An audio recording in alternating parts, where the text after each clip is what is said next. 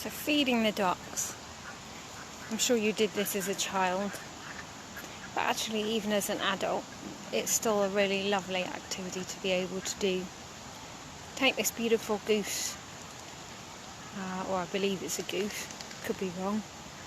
Here, he's actually one-legged, and they were really struggling to get over to me. I went to a quiet space where the ducks were just on their own, nobody there, and he or she was really struggling to get up over to where I was with the food for the ducks. So I took it over to them, and as you would expect, natural response or behaviour was for them to have a little bit of a hiss. I'm learning that when they quiver their beaks, that often means they're a little bit stressed. So I just obviously gave them the respect that they needed in the space, and they were struggling to hop to get the food, so I took the food a little bit closer to them, and then actually got hydrangea leaf and actually put the food on top of that because it was easier than it keep kind of getting hidden in the long grass. And the thing is even just spending a moment with that beautiful creature, you start to learn that actually most of the time that they were hissing at me was when they couldn't see me, when I was at an angle where I was perhaps behind or to the side, and obviously because they're one-legged they're feeling a little bit less safe, and I already know that everything animals do is to feel safe, and so that's their response, to kind of say I need a bit of distance. And so I actually learned and actually said to them, okay, I'm going to kind of approach you from an angle where you can see me. And actually by doing that, it stopped them hissing, and they were more kind of curious. They came actually closer to me for more food, and to be honest, if I'd stayed, they'd have probably eaten the whole packet. And then you've got this lovely little duck over here on a bridge. Where is he? There he is. So I've just been hand feeding them. I didn't hand feed the goose because I thought that was probably a bad plan, because they're feeling vulnerable, and my training, that was one of the things we learned in Canine Flow. Everything a dog does is to feel safe, but it's not just them. Every creature on this planet, including us, what we do is to feel safe, everything. And so it does teach you a lot if you just keep that in mind when you're around them, that actually as long as he or she could see me, don't know about enough about ducks or geese or whatever to gender them. I know my friend Joe, who might be listening to this, would, but every time I approached them where they could see me, they were okay, because I'd already fed them food, so they started to trust me. So it's lovely here. And actually there was an American family with a young girl. He must have been about 10 or 11, maybe even a bit younger than that. I'm not good with kids' ages.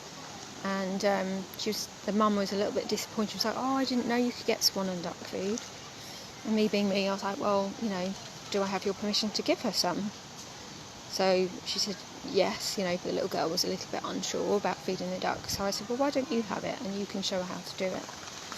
And then obviously I was showing her by hand feeding the ducks.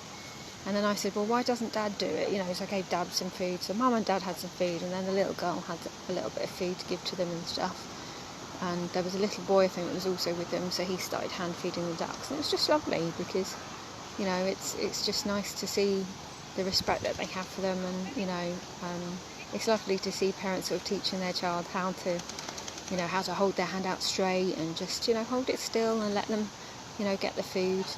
It was really lovely. So already I've only been here about 15 minutes, and it's just a nice space, calming, quiet, obviously quieter because it's coming near to the end of the day, and just, being with animals is totally my thing. It's just, sitting here with the ducks.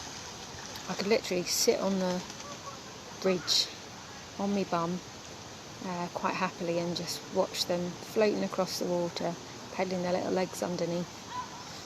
But yeah, this, if you've never been, if you ever come to Kent, this is Leeds Castle, just for a little bit of a view. Sorry, that was a bit fast, probably.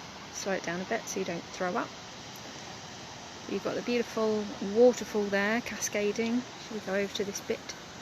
And then just to the left, where you've got the weeping willow tree just behind all of that, that's where you've got the actual castle and the moat and more grounds and the golf course and that kind of thing. So yeah, it's really beautiful here. But as I say, just wanted to share. It's just been lovely already, just making sure that that one-legged bird gets some food, and not that they look malnourished, they look perfectly okay, but they wanted more food, and I thought, well, yeah, what a good way of allowing them to learn, you know, trust as well, you know, trusting you. Or it might just be because I've got food, obviously, but yeah, you know. And it seemed that those that were in the quiet area were a little bit more nervous and a little bit more shy, and so yeah, it was definitely more of a, you know, chuck the food on the floor and just stand still and let them do it, so that they can understand you're not going to go up to them and try and stroke them and try and interact with them. You're just here to feed them and let them be. So it's a beautiful place to come. I absolutely really love it here, but I'm Cancerian, so I love being by the water anyway. Can't swim, but I love being by the water. So yeah, so it's a bye from me, so that I can actually continue to be present and enjoy this space.